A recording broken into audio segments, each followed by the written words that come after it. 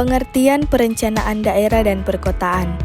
Perencanaan daerah dan perkotaan merujuk pada proses sistematis untuk merencanakan dan mengelola pengembangan wilayah baik di daerah perkotaan maupun di daerah pedesaan. Tujuan utama dari perencanaan ini adalah untuk mencapai penggunaan lahan yang efisien, pengembangan infrastruktur yang terkoordinasi, dan meningkatkan kualitas hidup bagi penduduk.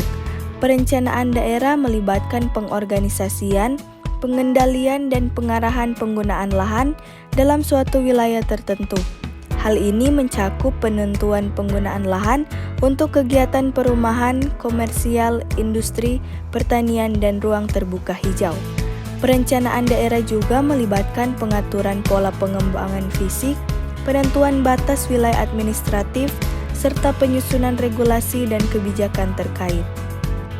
Perencanaan perkotaan berkaitan dengan pengembangan dan pengelolaan wilayah perkotaan.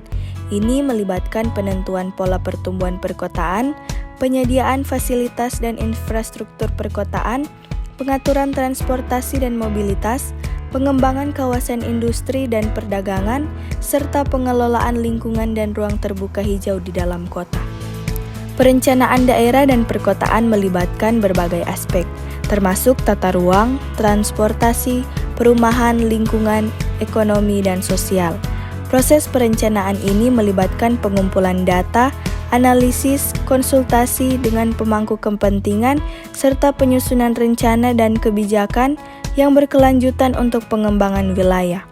Dalam banyak negara, perencanaan daerah dan perkotaan dilakukan oleh lembaga atau badan pemerintah yang bertanggung jawab dalam mengatur dan mengendalikan pengembangan wilayah. Tujuan utama dari perencanaan ini adalah untuk menciptakan kualitas lingkungan yang baik, keberlanjutan ekonomi, keseimbangan sosial, dan meningkatkan kualitas hidup bagi penduduk wilayah tersebut. Strategi yang efektif untuk pengembangan infrastruktur perkotaan yang berkelanjutan. Beberapa strategi yang dapat dianggap efektif untuk pengembangan infrastruktur perkotaan yang berkelanjutan. Pertama, perencanaan terpadu. Mengadopsi pendekatan perencanaan terpadu yang mempertimbangkan berbagai aspek infrastruktur seperti transportasi, air bersih, sanitasi, energi, dan ruang terbuka hijau. Kedua, transportasi berkelanjutan. Mendorong sistem transportasi yang berkelanjutan seperti transportasi umum yang efisien, penggunaan sepeda, dan pejalan kaki. Ketiga, pemanfaatan ruang yang efisien. Memanfaatkan lahan perkotaan secara efisien dan mengembangkan tata ruang yang padat penduduk dan mengurangi urban sprawl atau penyebaran perkotaan yang tidak terkendali. 4. Energi dan infrastruktur hijau. Memperhatikan keberlanjutan energi dalam pengembangan infrastruktur perkotaan dengan mengadopsi teknologi hemat energi, mempromosikan penggunaan energi terbarukan, dan mengintegrasikan sistem smart grid. Kelima, pengelolaan air dan limbah. Mengadopsi praktik pengelolaan air dan limbah yang berkelanjutan, termasuk penggunaan teknologi ramah lingkungan untuk pengolahan air limbah, pengumpulan dan daur ulang air hujan, serta pengembangan sistem drainase yang efisien dan berbasis alam. Keenam, partisipasi masyarakat dan pemangku kepentingan. Melibatkan masyarakat dan pemangku kepentingan dalam proses perencanaan dan pengambilan keputusan terkait infrastruktur perkotaan. Teknologi digital dan smart city.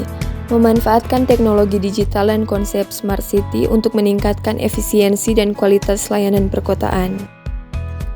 Merencanakan pengembangan kawasan industri yang berkelanjutan dan memperhatikan aspek lingkungan. Merencanakan pengembangan kawasan industri yang berkelanjutan dan memperhatikan aspek lingkungan melibatkan beberapa langkah penting. Beberapa langkah penting yang dapat diikuti. Yang pertama, analisis lingkungan. Lakukan analisis lingkungan yang komprehensif untuk mengevaluasi dampak potensial dari pengembangan kawasan industri terhadap lingkungan sekitarnya. Yang kedua, zonasi yang tepat. Pilih lokasi yang tepat untuk kawasan industri yang tidak terlalu dekat dengan daerah sensitif secara lingkungan seperti daerah perlindungan alam, kawasan lindung, atau wilayah berpotensi rawan bencana. Yang ketiga, pengelolaan air dan limbah yang berkelanjutan. Pastikan ada pengelolaan air yang efisien dengan menggunakan teknologi yang tepat untuk menghemat air, daur ulang, dan pengolahan limbah. Yang keempat, menggunakan lahan efisien. Gunakan lahan dengan efisien dan pertimbangkan untuk mengadopsi pendekatan penggunaan lahan berkelanjutan seperti pembangunan vertikal atau pemanfaatan lahan yang sudah terdegradasi secara ekologis. Yang kelima, energi terbarukan dan efisien energi. Dorong penggunaan sumber energi terbarukan dan adopsi teknologi efisien energi dalam operasi kawasan industri. Gunakan sistem energi terbarukan seperti panel surya, turbin angin, atau energi biomasa. Selain itu, lakukan supaya efisien energi dalam penggunaan listrik, penerangan, dan sistem pemanasan atau pendingin. Dan yang terakhir, transportasi dan logistik berkelanjutan.